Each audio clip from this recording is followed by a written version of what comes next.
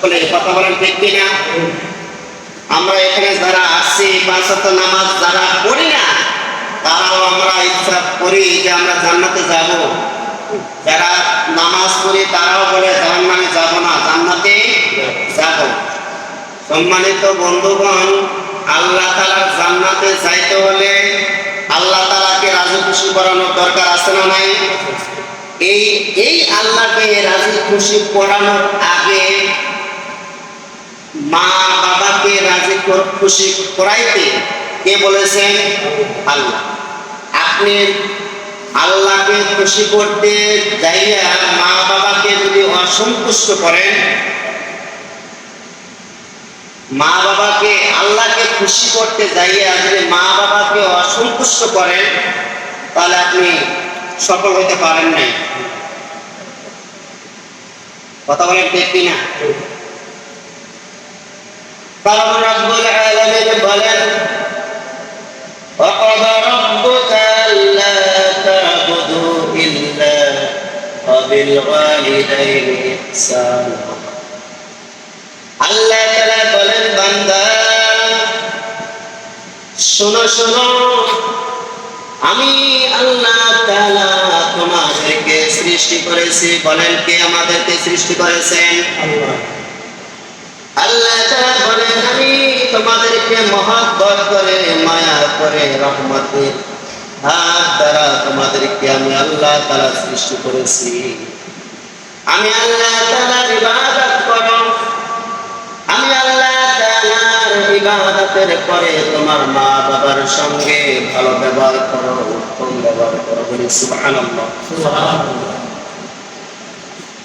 আল্লাহ তাআলা বলেন, ও আমার বান্দা বান্দিরা, তুমি তোমার মা বাবার সঙ্গে যদি ভালো ব্যবহার করো, আর মা বাবা যদি তোমার উপরে সন্তুষ্ট হয়ে যায়, খুশি থাকে, স্বয়ং আল্লাহ আমি নিজেই খুশি হয়ে যাব। আর একবার বলি সুবহানাল্লাহ। সম্মানিত বন্ধুগণ, এই পৃথিবীতে মা বাবাকে আমরা সন্তুষ্ট অনেকে করতে পারি না। কথা বলেন ঠিক কিনা?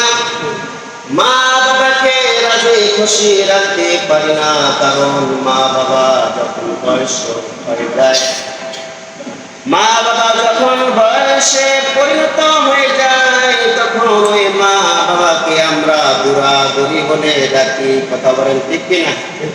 বুড়া বুড়ি বলি না?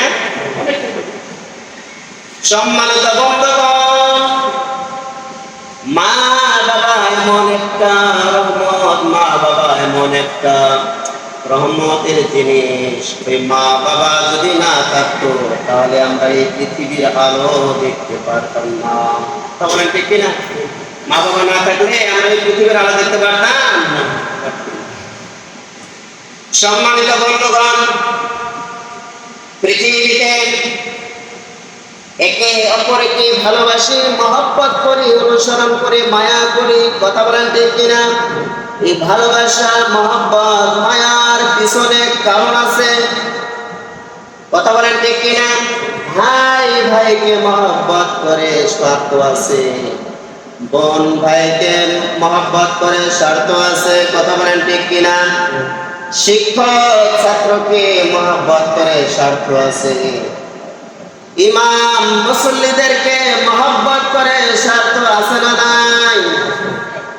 কিন্তু মা বাবা সন্তানদেরকে যে ভালোবাসে, এই ভালোবাসার মধ্যে কোনো স্বার্থ নাই। কথা বলেন ঠিক কিনা?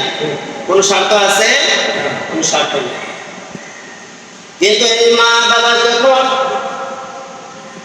আপনাকে লালন পালন করতে যাইয়া, এই মা বাবা যখন আপনাকে গর্ভে ধারণ করে 10 মাস 10 দিন, গর্ভে ধারণ করার পরে মা বাবা আপনাকে কত কষ্ট করে আপনাকে লালন পালন করেন। কথা বলেন ঠিক কিনা?